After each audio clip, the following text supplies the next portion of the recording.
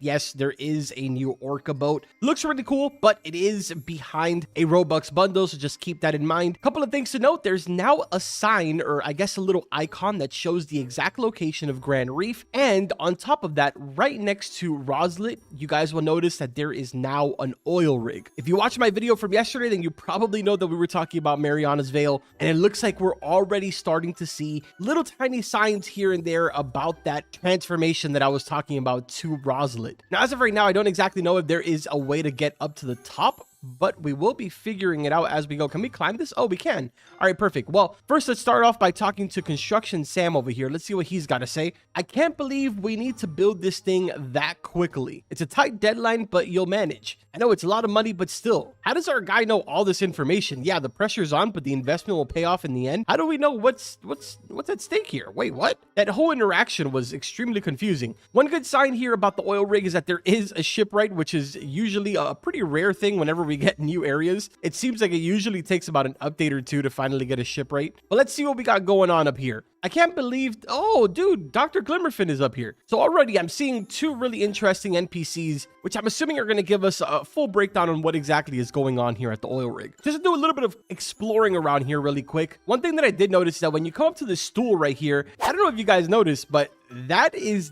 definitely a submarine, dude. I'm really happy to see that. I mentioned it yesterday. I really hope that they would go ahead and add a submarine into the game, and it looks like there might be plans to it. Now, over here on top of this box, there was also another schematic, which I believe is just a broader view. Oh, wait, what is this? It looks like a completely different build. Yo, is this an aquarium? I'm not 100% sure what this could be, but it's giving me kind of like aquarium vibes. Let me know in the comments what you guys think. Now, before we get fully invested in everything that these NPCs are going to say, there is one other thing that I want to show you guys, or I guess a couple of other things that I want to show you. When I first jumped into the test server, I got this pop-up that came up, which I'm going to pull a picture up right now on the screen so you can take a look at it for yourself. But it looks like there is some new titles. We got Stormcaller, Ocean's Champion, Abyssal Scavenger, Wave Conqueror, Coral Sovereign, and Mythical Mariner. On top of that, you'll also notice right under it, it says corrected a corrupted treasure map. This has been something that a lot of you have messaged me an absolute ton about, that you need to get rid of some of your maps because they are corrupted. It looks like they've gone ahead and addressed this. And then on top of that, under it, it also says you had corrupted items that are newly corrected. So not too sure about what that exactly is, but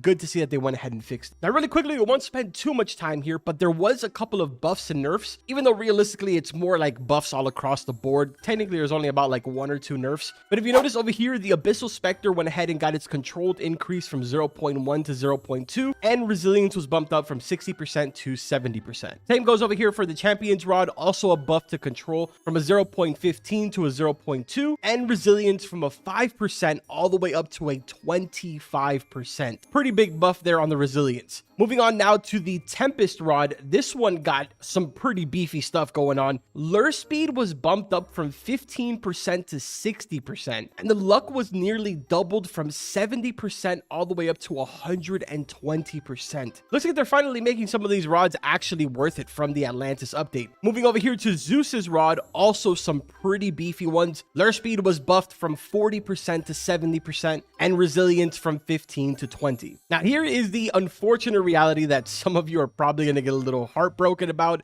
Seraphic Rod did get a little bit of a nerf. Control was nerfed from a 0.3 to a 0.25, and the passive ability on it was also nerfed. Instead of it being a 99% to the progression bar, now it's a 50%. So I also believe that they went ahead and changed the sort of animation here so that it's not so drastic. I'm not 100% sure if that is true or not. Nope, it is still very much blinding, but it doesn't exactly last that long, so it isn't so bad. But